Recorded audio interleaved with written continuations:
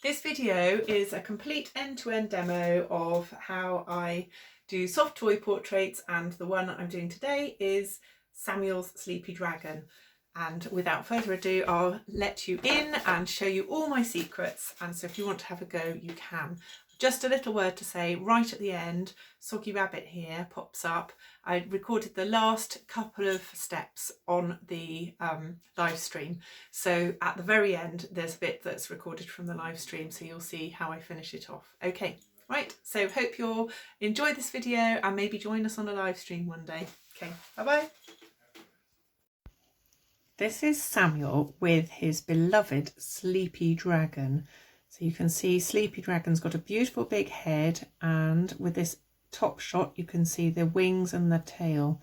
I'm going to show you here how I draw Sleepy Dragon in a portrait.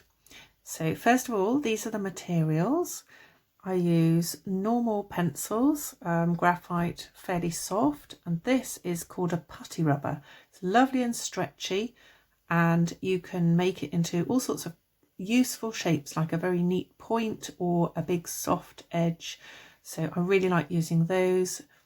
I'm going to be using those to rub out the pencil once I've inked over the top. Talking of ink, here's the ink pen. It's a traditional ink dipping pen with quite a wide nib, not an italic nib, more of a round nib.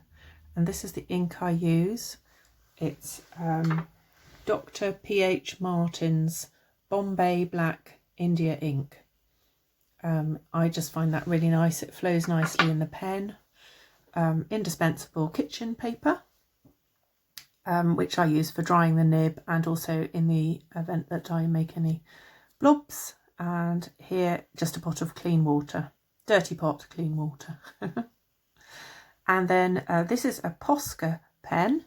They're really fantastic. They're water-based pens, and they really create lovely highlights. So I just use the white one for the texture on the fur. Right, so nice clean work table, and just time to show you my pencils. Now, because Sleepy Dragon is blue, I've got the full range of blue pencils so that I've got some flexibility with the drawing, so I can go on the turquoise side or the sky blue side. And this is sandpaper in case I need to just sand the edges of the pencils to make them stain the paper better, make the pigment come off more easily. Sometimes they get a bit shiny. Right, so I use mid-tone grey paper, and I have a rough piece of mount card here, which I use just to get a feel for how the composition is going to sit. And I just use an old piece of matching paper, which I keep on the side. So if I'm checking colours or checking the pen, I can just check what it looks like before I put it on the paper. And there's another vital piece of equipment, cup of tea. So I'm getting everything organised, and I start by planning out where the picture is going to go. So I'm making sure that I have a really nice area for the title set aside, a nice straight line. You can see I'm kind of tracking with one finger so that I get a straight line parallel to the edge of the mount card.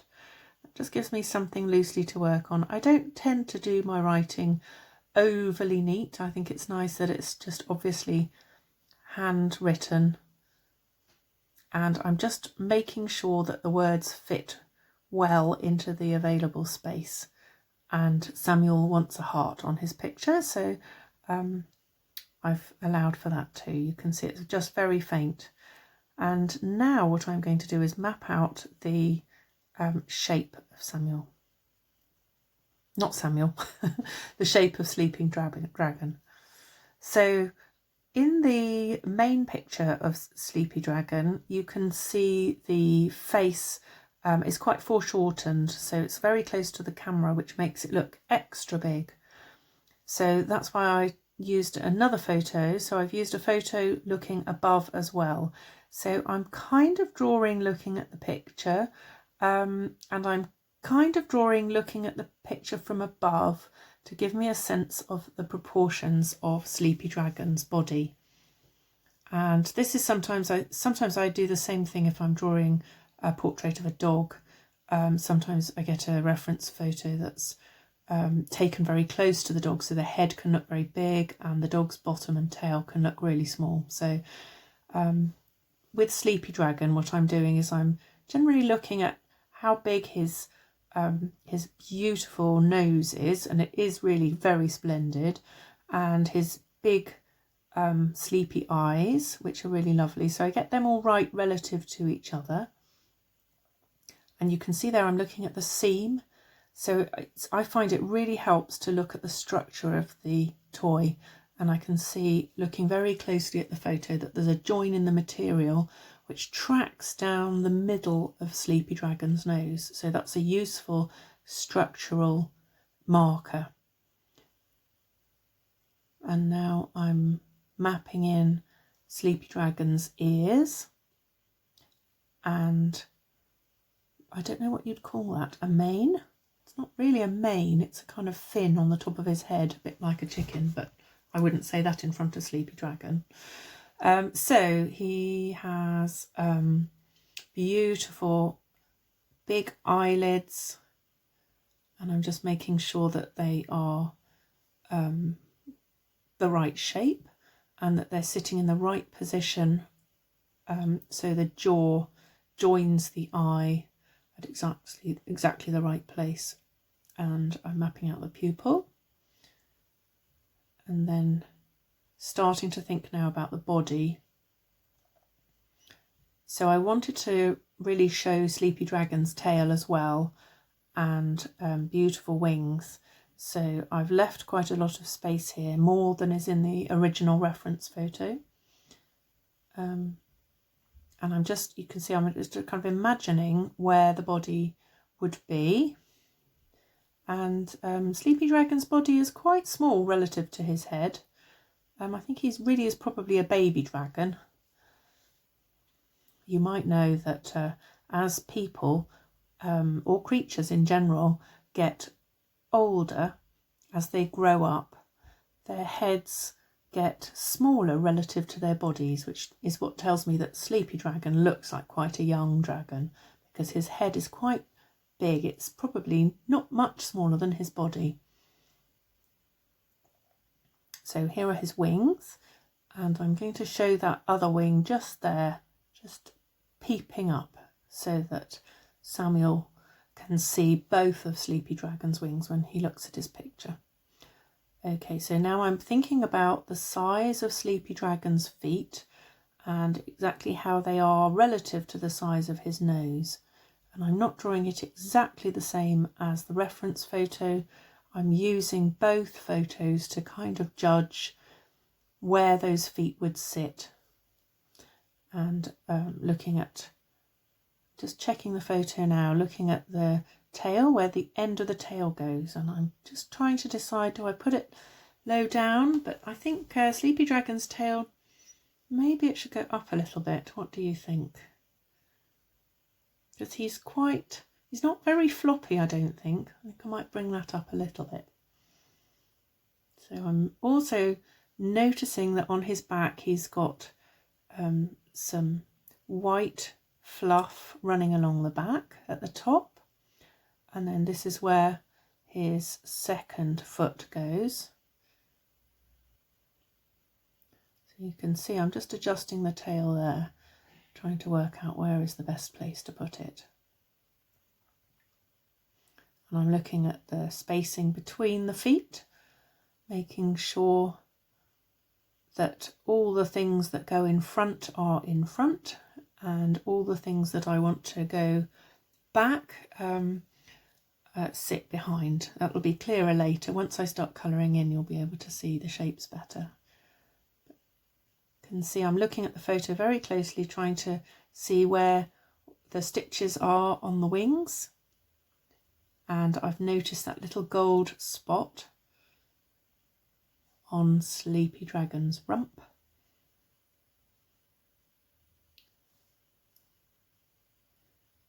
And then I'm just trying to imagine a continuous line going behind the legs where Sleepy Dragon's tail joins up with his tummy. So it's really good to take some time at this point planning out the drawing. I'm using the putty rubber there to get rid of those bits that aren't quite right. And it's much better to do it now at the pencil stage, because once I get that ink pen out with the dipping ink, there's no going back.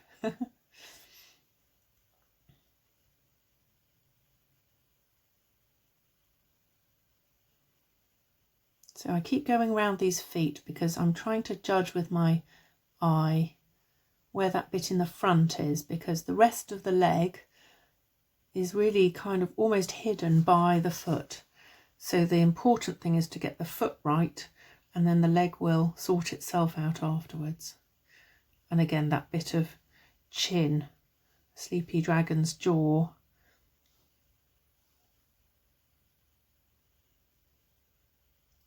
checking I've got the right proportions for that. So at this point I just keep making it closer and closer to the shape that I want, going very slightly darker as I get more sure about my lines, and then when I can see that some lines were wrong and I'm sure that they were and I'm not going to need them, then I can just gently rub them out with the putty rubber.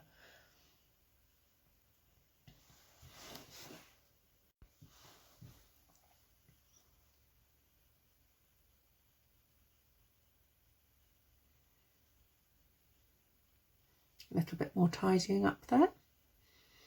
So in terms of tidying up, I'll be doing lots more tidying up when I use the ink.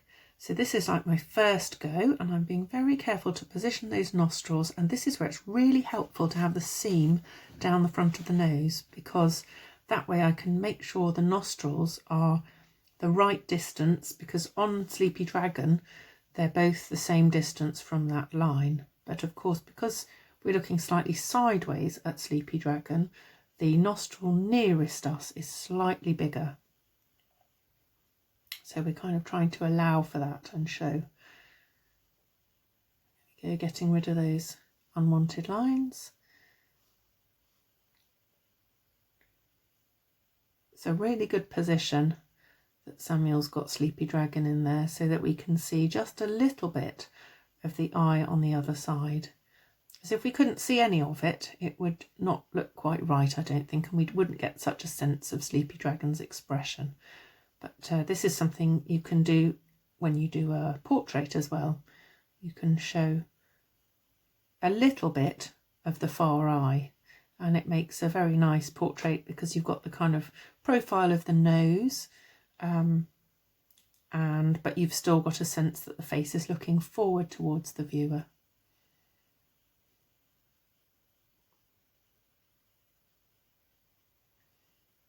Right, now I'm just really trying to decide now a little bit more definitely what's happening with those legs.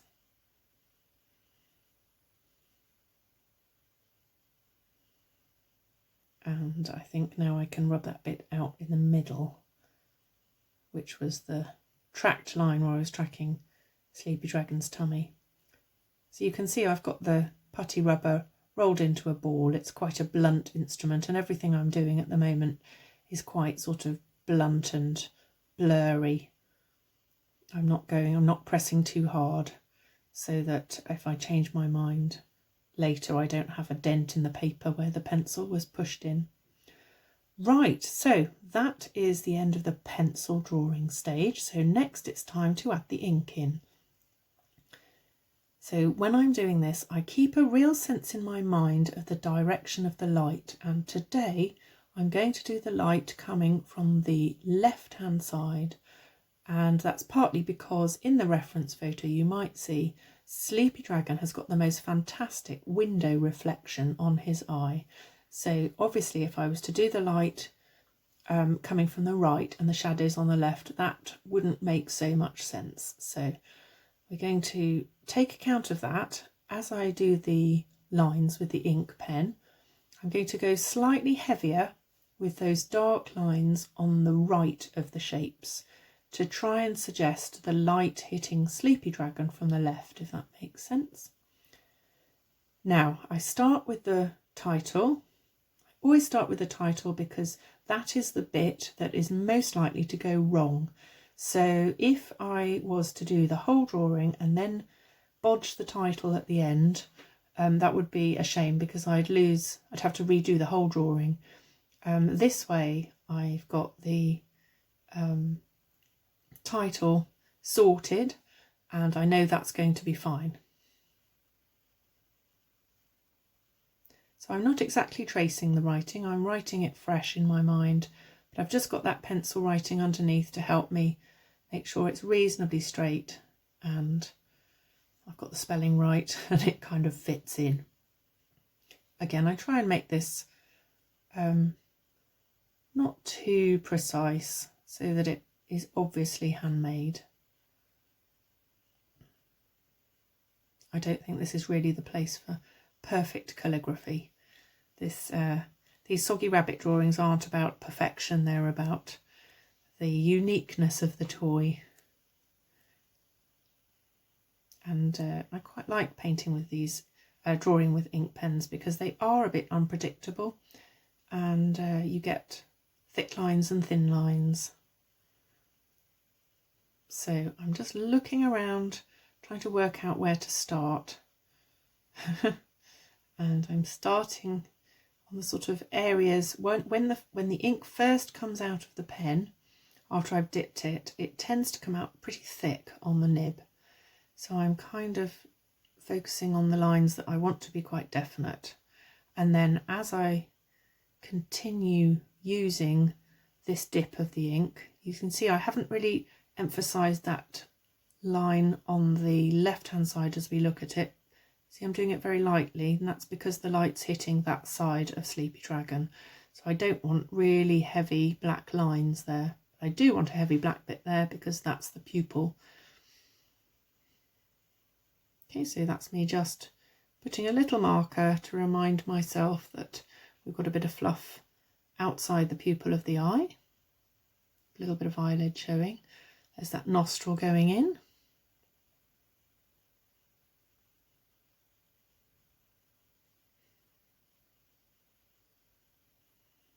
And I'm really doing this front edge because I think the ink pen, it's a little while since it was dipped and I've used it a little bit so that the line isn't coming out too heavily. So it's good for doing lines that are facing the light. Having said that, this is going to be a dark line here, but sometimes you can just press slightly harder with the pen. So I'm still refining the shape, so I'm very much looking at the photograph as well. I'm not just tracing the pencil, I'm really having another turn at getting the proportions right. So I'm still making minor adjustments at this point to really try and have the picture match up the reality of Sleepy Dragon.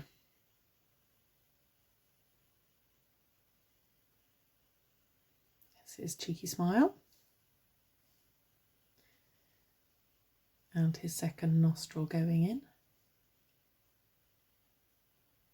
Try and kind of have a sense of the light, but also have a sense of the structure of the toy. I'll move in a little bit closer so you can see.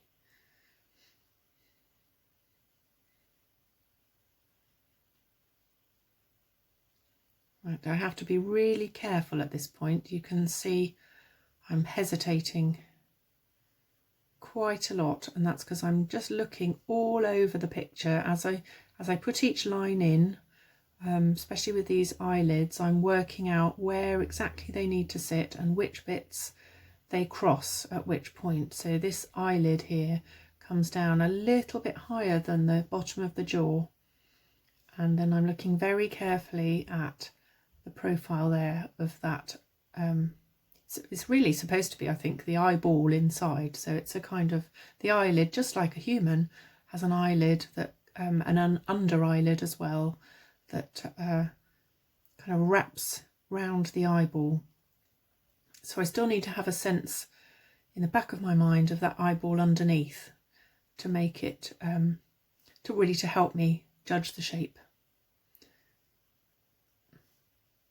I love the way toys are, they have these little details like that white eyelid which make them so personable.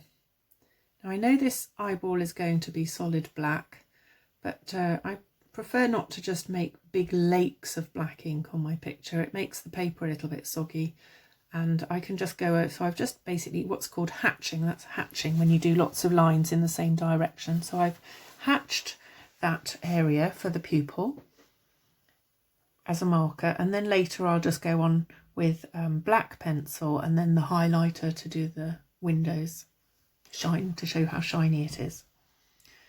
Right, so now we're looking at the wing outline.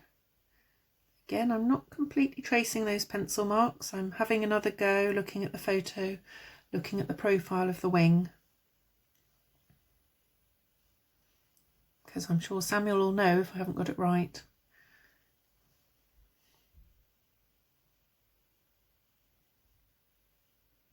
It's very good practice, this, for drawing portraits or drawing anything really, because you're constantly measuring in your mind's eye.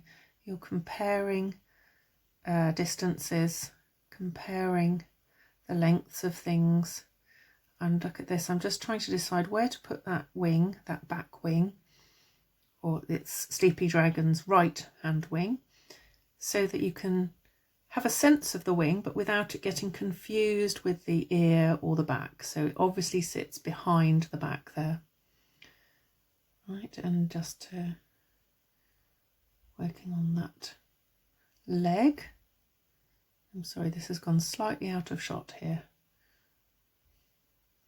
But I'm basically just inking out the outline of the foot and the arm, is that the right word? The leg. So the leg and the foot, and just making sure that those shapes are right. And I'm really trying to make sure, can you see there those folds on the leg? So I'm trying to make sure that you can see as you look at it that the foot is in front of the leg. We'll see in a minute when I move the picture up.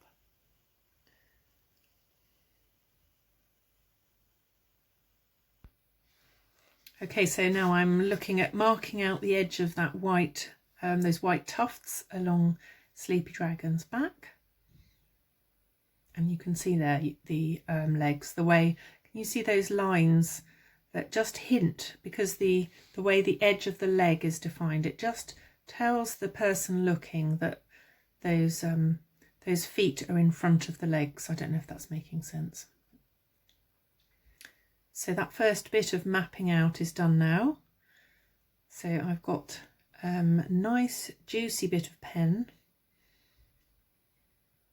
I'm going to go in and do the shadow, and this is very important for showing that Sleepy Dragon isn't just floating, that Sleepy Dragon is really making contact with the floor or the cushion or whatever he's having a doze on right now.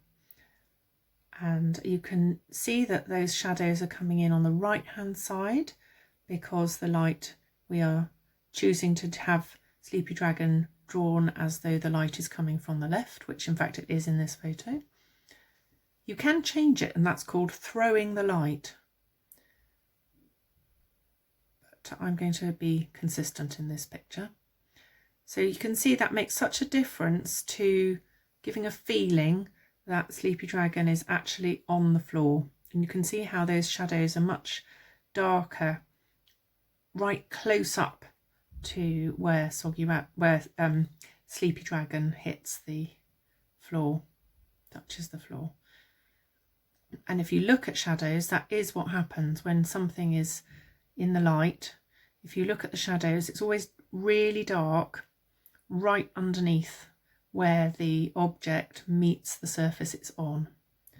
So now I'm doing the texture, and I'm looking very carefully in the photograph at which direction Sleepy Dragon's fur goes. And I'm going to make a hint at a seam here, because if you look carefully at the photo, you'll see there's a seam in the on the bottom of that foot, where there's like a round pad at the bottom. And I'm also using this texture to slightly help with the shading. If you notice, I'm doing more in the areas that are in shadow, where the light doesn't hit them. So I am doing some texture where the light hits, but I'm focusing most of the texture in the darker areas. And then this bit here, that is actually a bit of shadow there. Can you see that little bit of hatching? Really trying to show Sleepy Dragon's head coming forward. So I generally use hatching to show something called cast shadow, which is when the shadow, where something makes a shadow, so the light hitting the head is causing a shadow on the body. Right, that's all the inking done. So I'm going to rinse off the pen in the water and dry it very well on that kitchen towel, and that's to stop the pen nib going rusty. When it's dry, some people use a little bit of oil to preserve their nib and keep it in excellent condition. Right, so now it's time to check the composition. So I put that mount card on again, check how it's looking, make sure I don't need to do any adjustments, and it looks fine. So next step is to rub out some of that pencil.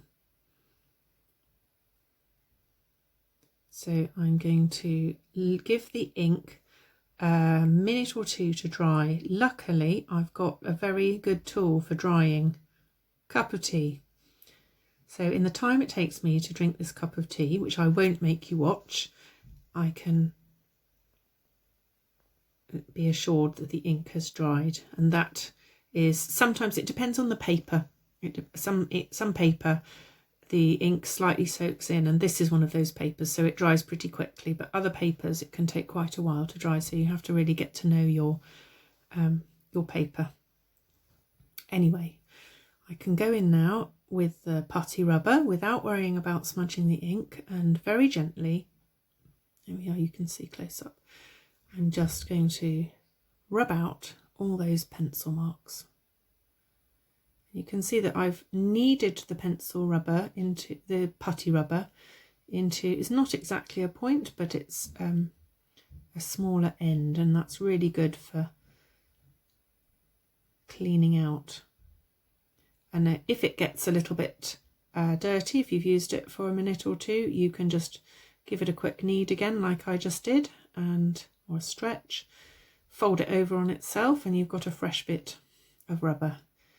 They're really great in terms of not causing smudging. I really like them for that.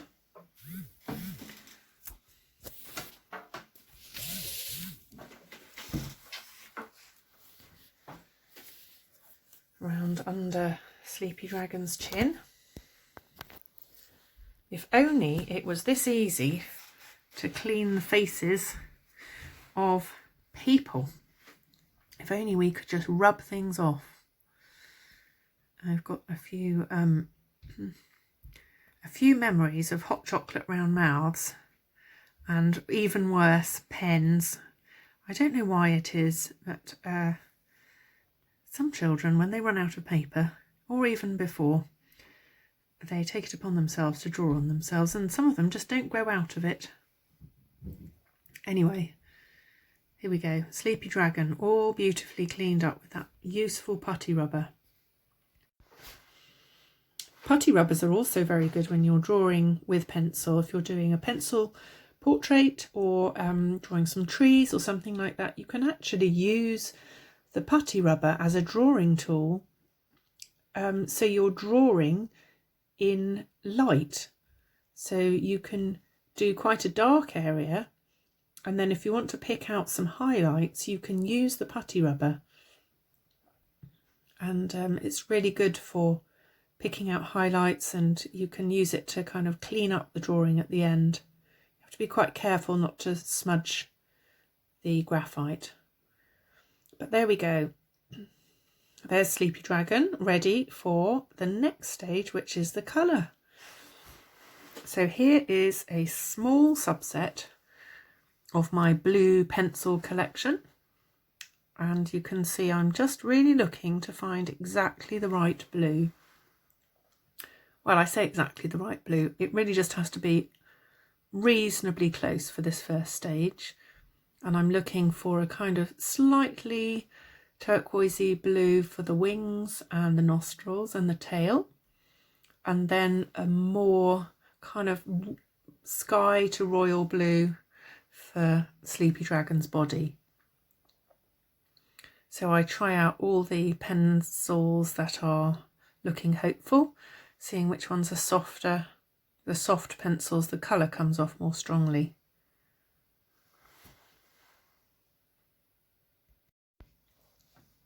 Right, so just doing one last check. And I'm happy with that colour. And then this is what's called blocking in. So I'm not going too heavily and not worrying too much about getting the lines very neat. And again, that's part of the whole ethos of I'm not trying to create something perfect.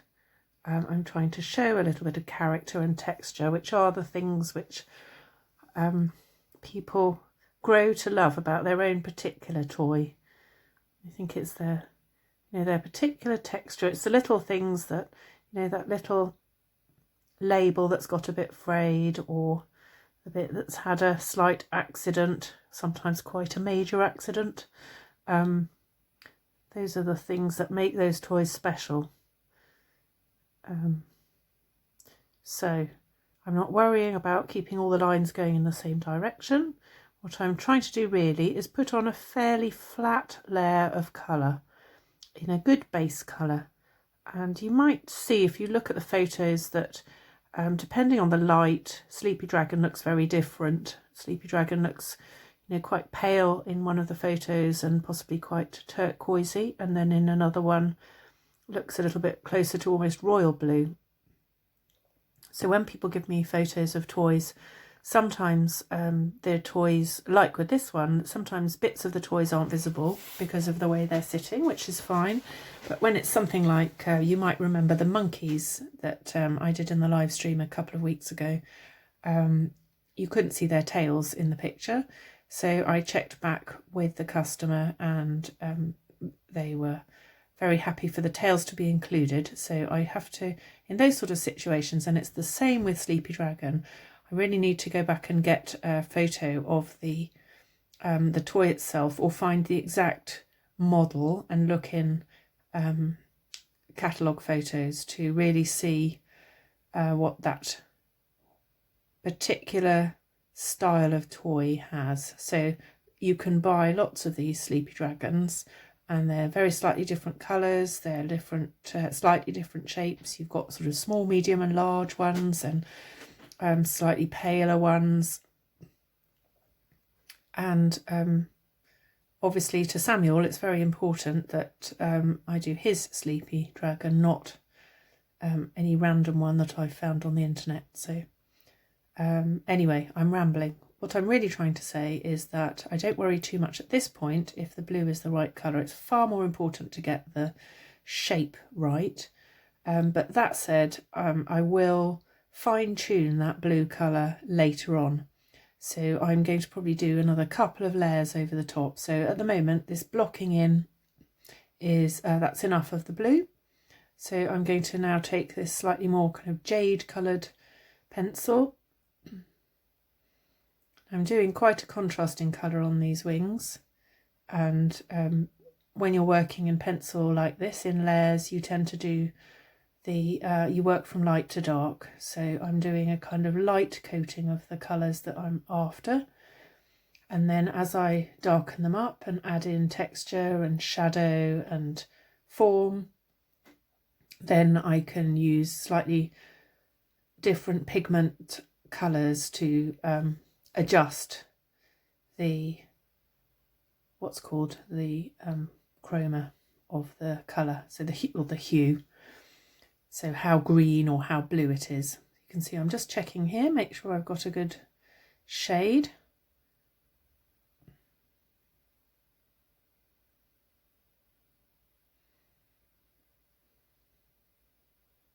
So they so vary, these pencils, and the colour, I don't know if you've ever noticed, but the colour on the outside of the pencil doesn't always have much in common with the colour that comes out. So sometimes you can have what looks like a very pale blue pencil, and it can be quite dark when it hits the paper. So that's another reason why it's really useful to have a spare piece of paper on the side.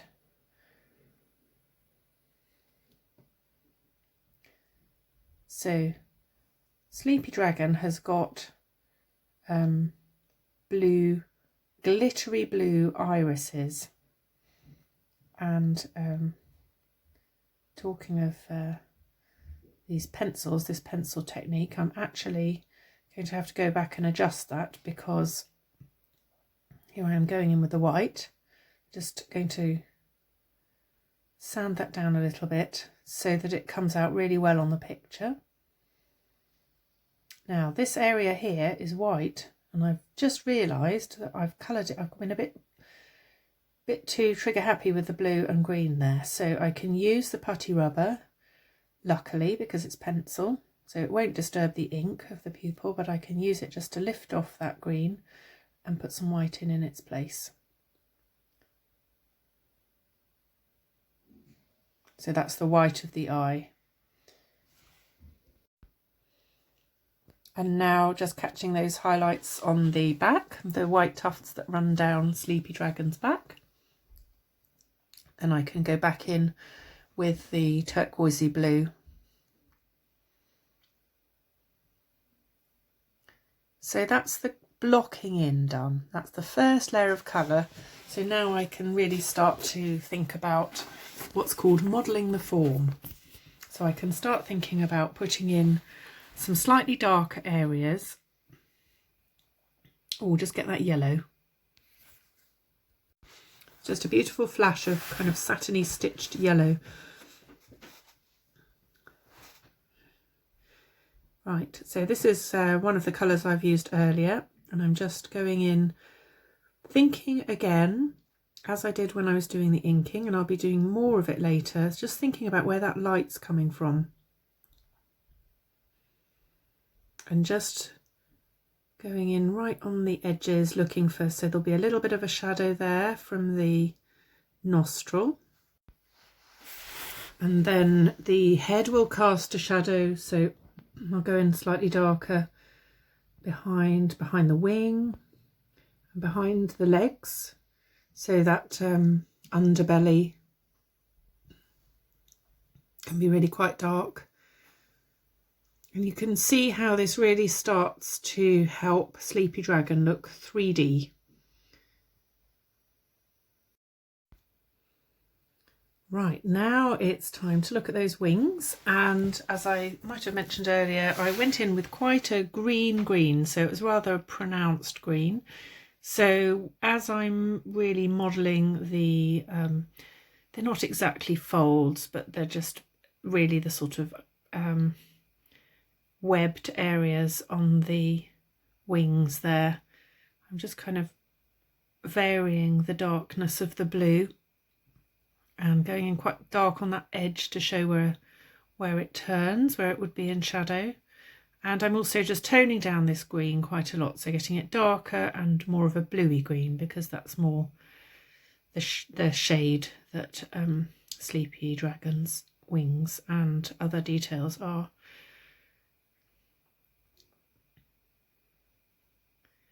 So I'm doing the same with that ear, making it quite dark quite suddenly as it turns there.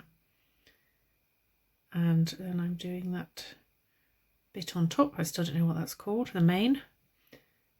And this is the way that I can shade these, really helps to show which ones are in front and which are behind, and which bits kind of pop forward. Let's get that tail. It looks as though it's slightly, if not concave, then it's quite a sort of angular shape really. Trying to show the shadows. And also this really helps just kind of even out Sleepy Dragon's colours and make him look a little bit more smooth.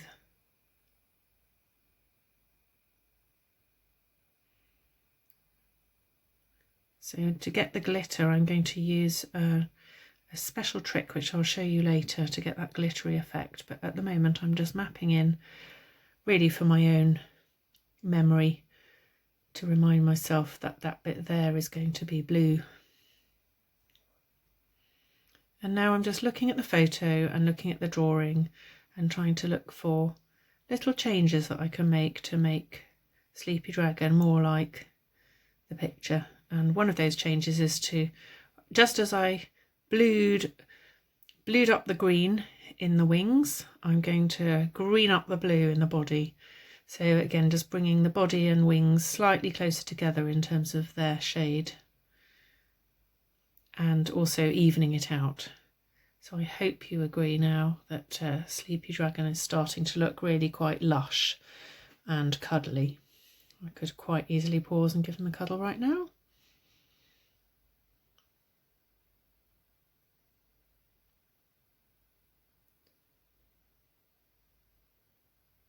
So I hope that Samuel gets to watch this drawing, and I hope Sleepy Dragon might be able to watch it as well. Right, I mentioned that special trick. So here we have a Posca Uni pen, and you can see I'm just checking it on my test sheet. So I use these for highlights. So I'm just filling in the black there with a black, soft black pencil, so that I've got a nice dark area to work on. I didn't want to fill that in with ink before, and now I can look at those window shapes in the picture. And there are really two really great ways to show, in something that's all one colour, to show its shape, to show whether it's bulging or bumpy. And one of them is with the reflections, especially when you've got something perfect like this window reflected in Sleepy Dragon's eye.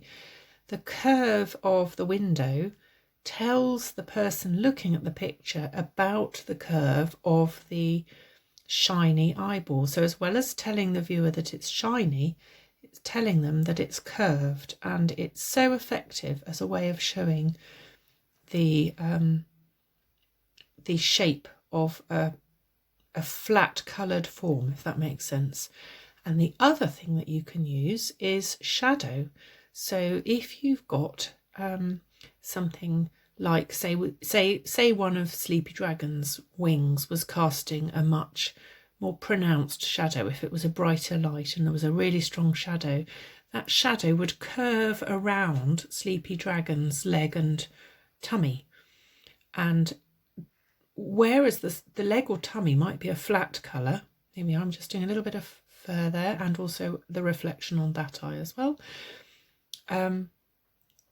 Whereas the surface that the shadow is cast onto might be flat coloured, the shape of the shadow curving on it describes for the viewer the shape of the actual real life form. I don't know if that made sense. Hopefully it's interesting.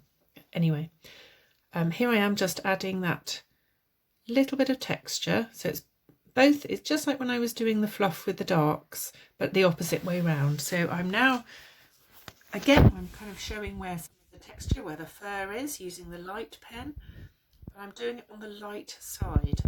So I'm really focusing my attention on the areas which would catch the light. So those little tufts just on the edge of that seam.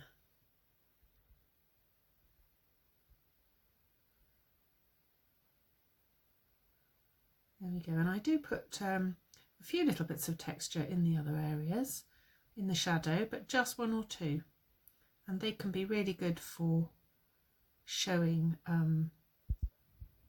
if the texture is very uneven. If you want to make a toy, I'm not suggesting for a minute that Sleepy Dragon is tatty, but some toys are deliciously tatty, and a good way to show that is with the odd fleck of texture in the shadow. Now all these white flecks look very bright at the moment, and let me reassure you that I am going to tone them down in the next layer. The next and final layer of colour will go over the top of this white, and so it will tone down the white. Right, so you can see that we were talking earlier about the eyelid and the way the eyelid protrudes, because it's really encasing the eyeball. So I've got some light really hitting it where on the left side, which is why I've focused most of the texture there.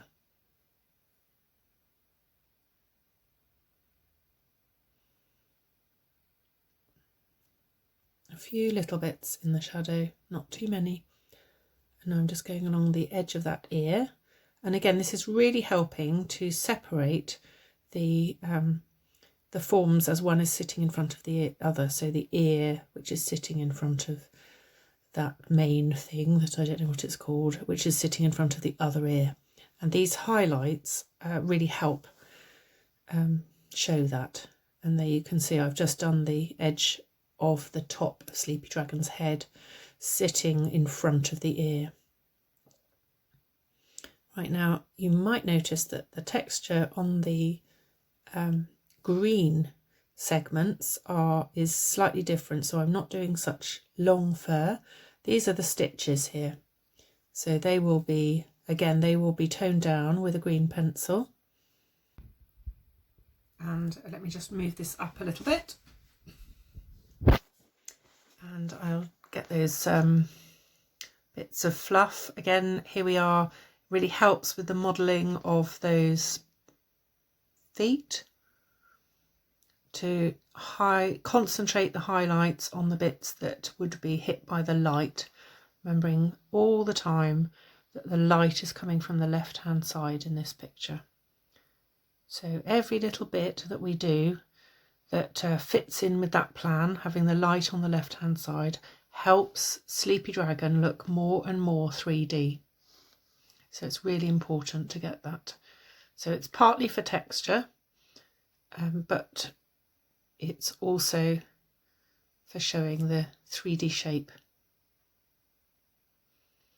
And in fact, this is really useful to think about when you're drawing anything, to look at where you put the detail. And quite often what artists do is they put the detail in that kind of mid-tone area, so not in the deep shadow and not in the lightest light. A really good place to concentrate your detail is where the light and dark kind of meet each other. Right, so I mentioned earlier that I'm going to tone down that white with a little bit of, well, one more coat of colour. So I'm just about to go in with that last coat of colour. And I'm going over most of the white except the bits that I would like to be bright. And it's called knocking them back a little bit. So they're going to be a light blue instead of brilliant white. That's why I use these Posca pens. They're really fabulous for standing out. So when you want them to stand out, they can. But you can also tone them down like this. So they're just right for this style. I sometimes use Sharpie pens as well. They're quite good too. Just the white. Now, if you want to try this at home, and you wanting to look for a way to do it without too much mess and trouble, I would say the thing to drop is the ink pen. So you could always use some sort of a thin felt pen, or one of those brush pens that you can buy. Anything really, whatever you like, and you can just experiment. If it's something that you can get different sorts of line with, so you can get thin lines and thick lines, then that helps to give your drawing character. And you can see I've got those little spots there on the pupil, little white spots, and I'm going to go over those as well in a minute with a turquoise pen, and that will give that sense of glitter to the eye.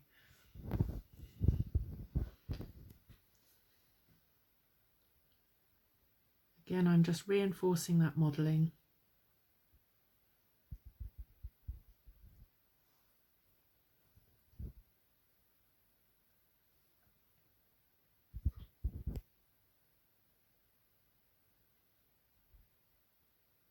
Such a lovely toy to draw.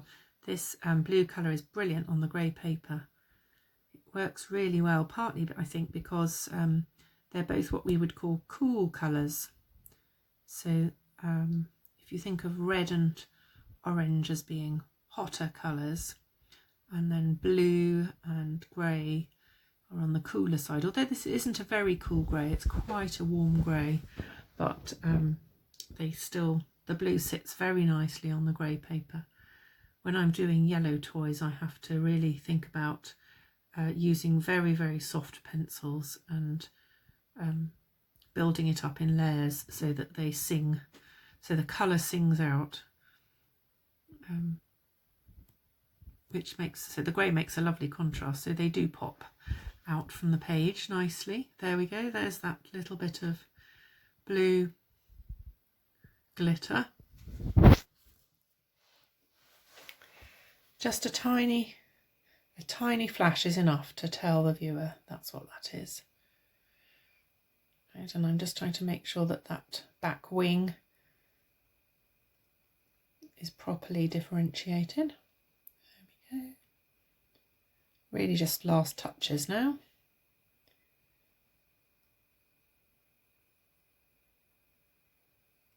So there we are, Samuel's Sleepy Dragon, almost finished.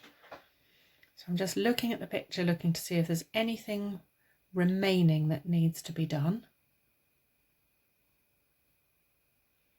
I'm going to take you in a little bit closer so you can see the texture. See, it's still quite loose, it's not particularly refined, a few little overlines there, and I think that just adds to the charm.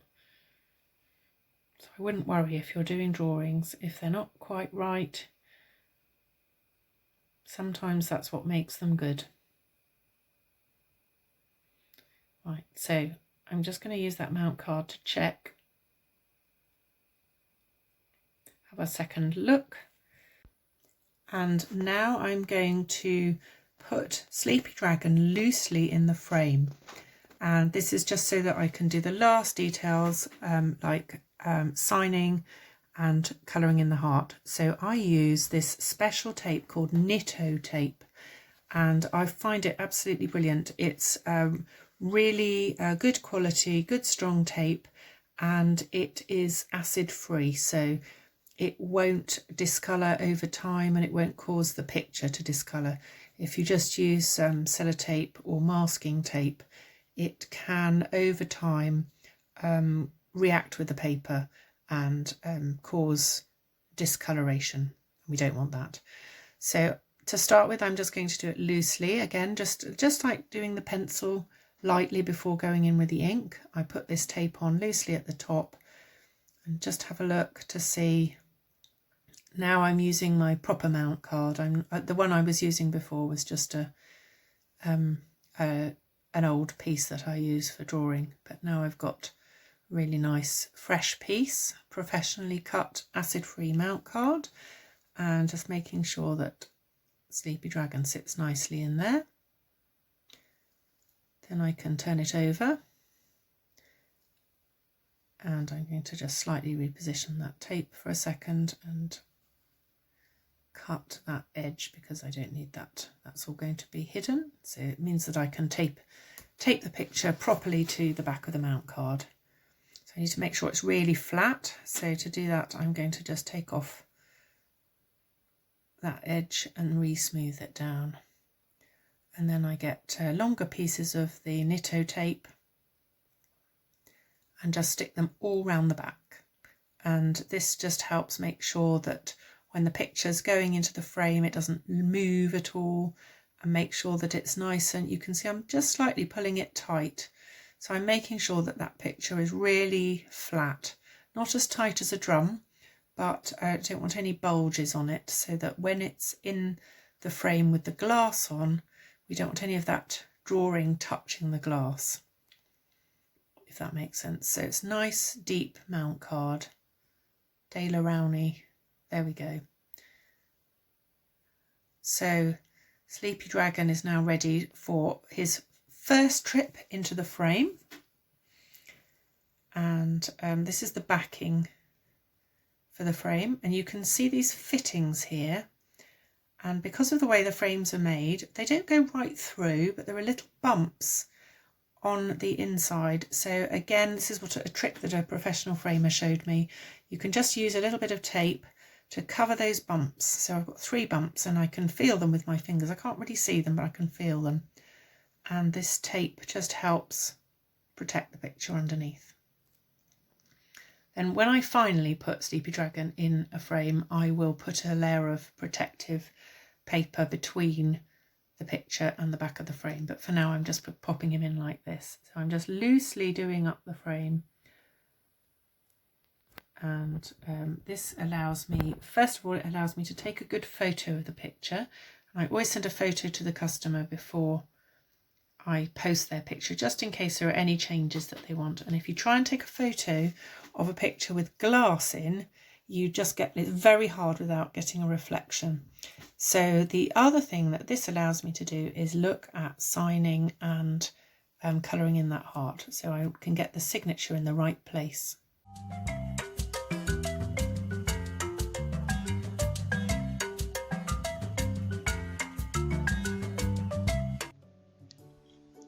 Oh, well done, Soggy Rabbit. Coming in, lovely. Thank you, that was very nice. I hope you enjoyed that, Ebony. You're going to say goodbye to Ebony? Lovely. Bye-bye, Ebony. Hope you enjoyed that. Right, now, let's just have a look. Samuel's Sleepy Dragon here. You can see here it is in the frame. And Samuel has told me on the chat that he would like a blue heart. So I'm going to move it really close up to the camera so you can see Samuel. Here's my blue pen, and I'm just going to colour in the heart while you watch. There we go.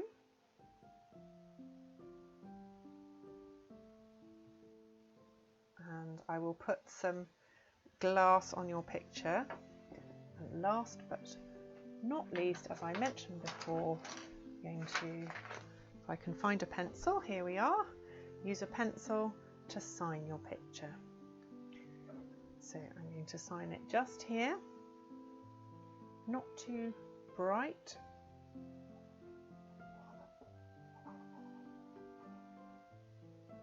There we go. Right, there you are, Samuel. I hope very much that you're happy with your picture. And I'd like to say thank you so much to everybody who joined. Soggy, come and say thank you. Thank you. It was so nice to have you all. Thanks for the questions and the shout out requests. The videos will all be up on Facebook and YouTube, so if you want to share just the drawing video with anyone who's interested in drawing, and a lot of the principles that I've covered in this drawing are very relevant for any sort of drawing skills, so please share them, and I'll do a few shout out videos as well. And thanks again to everybody who's helped. Thank you to my moderators, to Leon and Derek, and it's really lovely to see you. So hopefully see you next week, and have a great rest of week. Bye.